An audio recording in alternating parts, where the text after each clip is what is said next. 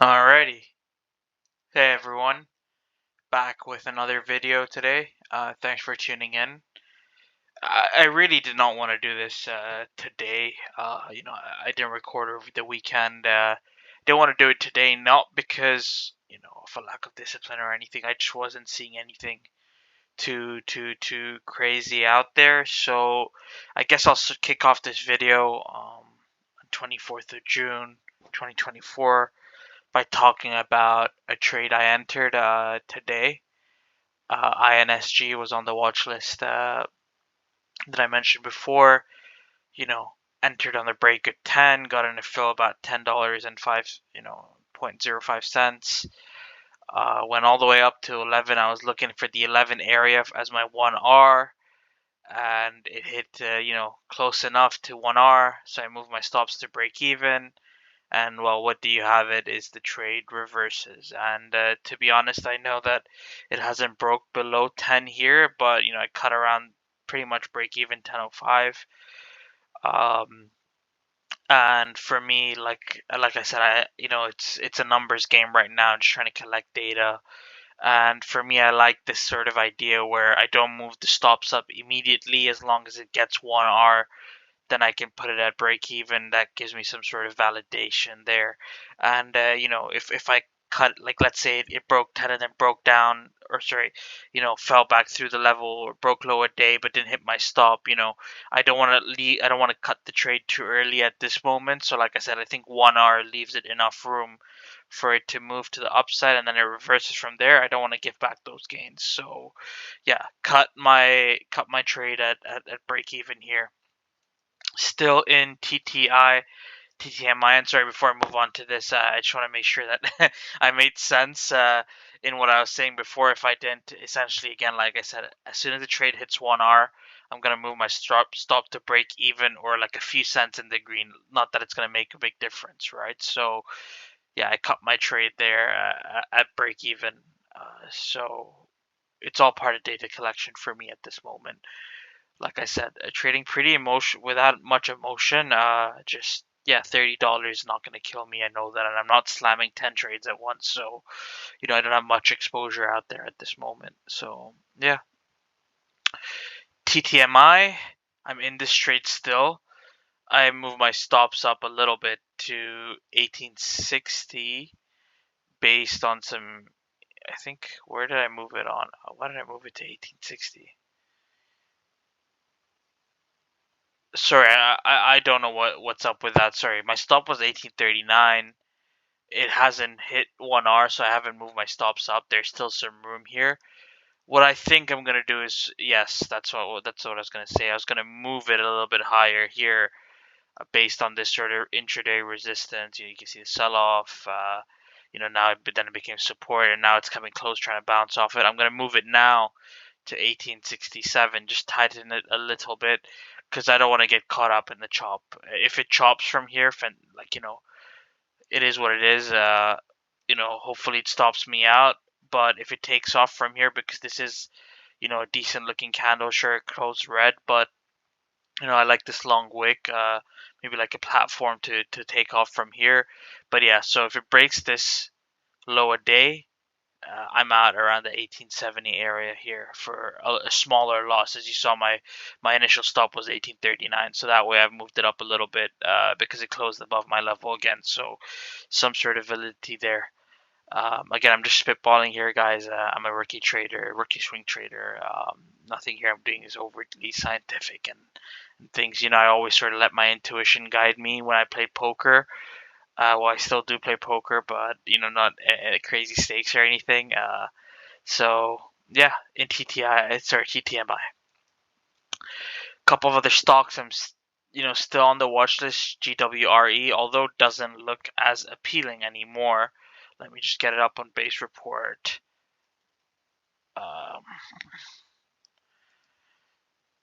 It doesn't look as appealing for maybe, let's say, tomorrow. Maybe again it needs a few more days to digest. But there is a pivot here. There is a clear level there. 138.22. Still strong on base report, flagging, bull flagging, whatever. Like this is the pole, and then now it's flagging, moving sideways. yeah, again, maybe it needs a 21 to catch up a little bit more. GWRE is still on the list, maybe not for tomorrow, like I said. BTDR still here, clear level for me at 10. Still strong on base report, I believe, although maybe it may have lost 1 or 2 points on the relative strength ranking. Yeah, it's still on watch. I would not say any. I don't think anything will happen tomorrow. This wick isn't really fantastic action for me, so yeah, it's just there on the list. Keep an eye out. I'm liking LTH. I liked this before. I'm still liking it over 1865. Here, I'm liking LTH. So maybe one to keep an eye out for you guys. Again, this is not financial advice, just what I'm seeing. You know, breakout here and the smooth ride on the ADMA. Now it's basing, perhaps giving us a chance for another entry up. And you can see on the monthly, there's some room to go. On the weekly, here, there's some room to go. So yeah, 98 strong on base report. LTH is definitely one to watch for me tomorrow. EBS, in my opinion, is looking even better. I was just doing some charting intraday, and I saw that it literally hit my trend line there. And again, nothing super scientific, guys. Just some interesting. It hit my stop, bounced off of my stop where I would have placed my stop. I was not in a trade, but like I said, I like to pre-plan my stops. It bounced off of my stop level, went up, hit the trend line, and then rejected off of there. So closed okay, closed decently green, in the top half of its range. So let's see what it does tomorrow. Over 7, I'm a buyer. EBS. You look at the weekly.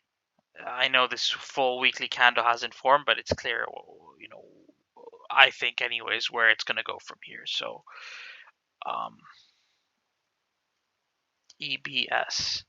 Emergent Biosolutions. 100 on base reports, or relative strength 100.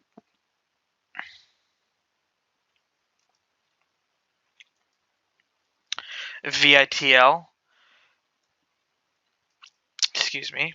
It may be a bit too early to take it, but it's looking good over 45. You know, I don't necessarily know how to treat these single pivot breaks or these single top breaks.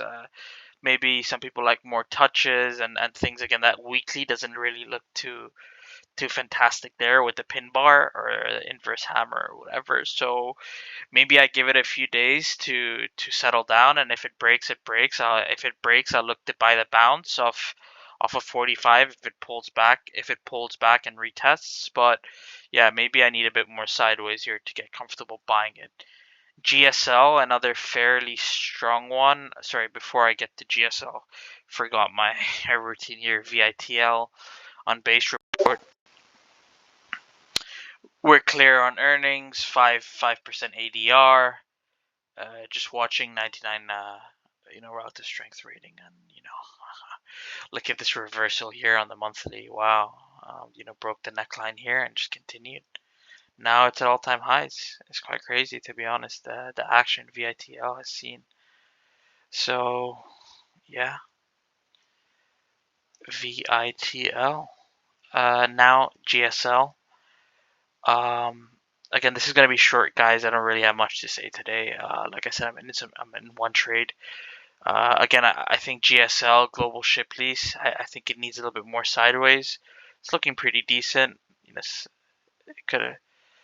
Some people could have taken it here after this pin bar. I don't know, really my style, I guess. Sorry, I just realized that the EMAs weren't on there for some reason. But yeah, held the 21-day EMA, moved up, hitting $30 psychological. Yeah, I need more sideways, but it's one to watch. VITL. Next up, SEM. And again, I don't think I'll take this tomorrow or anything of the sorts, but it's one that popped up on some of the scanners there. 95 base report, relative strength indicator there. Obviously wicked off a little here. That's why I said maybe it needs more time to digest. But to me, this is like like if I pull it up, SEM. What am I doing? Um, this is like a W pattern. That's the neckline there. Just trying to break. I'm gonna put it a little bit higher there at this top here to give it some more validity. But it's like a double bottom W. I don't know what inverse head and shoulders, whatever people call it, right? But it's held support here twice, and now it's trying to break. So for me, um, something I'm watching again. Maybe I don't think I'll take it tomorrow, but let's see how it progresses here. NEXT. This is one I'm liking, to be honest, a little bit more because I'm not too concerned. There's no major wicks. I know there's a wick here, but you can see it's lower than 20-day average volume. Some look at the weekly. This wick is interesting, but it bounced off the 10 EMA on the weekly, another wick to hold sort of a level and then push back up. So yeah, again, I don't know if it's tomorrow, but I think this has some room to go here. NEXT. Let's look at the monthly. Right, you can see that there's some resistance here. So maybe again it needs a bit more time to digest, but once it breaks here, I think it can get 10, let's call it $10.25, right? So NEXT here. Next Decade Corp. Yeah, interesting pattern for me, and a couple of touches. I like that. I don't know if about a single pivot break, but a couple of touches here over 820. I'm gonna be looking at it. I think I went through BTTR already. 6, something interesting as well for me. I mentioned it, I believe, on a previous video, or if I did not, apologies, but Six Flags Entertainment, 96 rating. For me, it's forming a bull flag, right? This is what I would call a bull flag, or a pivot break, as some people may call it, but nice break up. Held a 50 50 SMA, break up, EMA is clear, moving upwards, trending upwards, and again this wick here, not necessarily the best action, so I don't think I'll take anything tomorrow, but it's one to watch for me. And then NU, not watching NU. Um, well, I was watching NU, which was called out a couple of weeks ago on multiple different discords. Sorry guys, I'm very tired today, not much sleep. Um, yeah, it broke the level. A lot of people were looking at 1245, 1250-ish, and it reversed. It reversed back lower within the same day. I know some people cut a break even, and that's great risk management there. I cannot hate on it, but I'm trying to also find a balance between super active trading and then also giving some stocks some room to breathe. Yeah, you know, I did not take this. Going into today, I was not uber confident. I took, like I said, I took INSG. Um, but yeah, I'm just not seeing too many great. I have a high ADR watch list. That's just maybe I want some stocks to move a bit faster. Right, this MDIA looks interesting here. Right. It looks interesting. June 19th was the last earnings date. I mean, it looks interesting to me. Like I said, it's reclaimed that 50-day.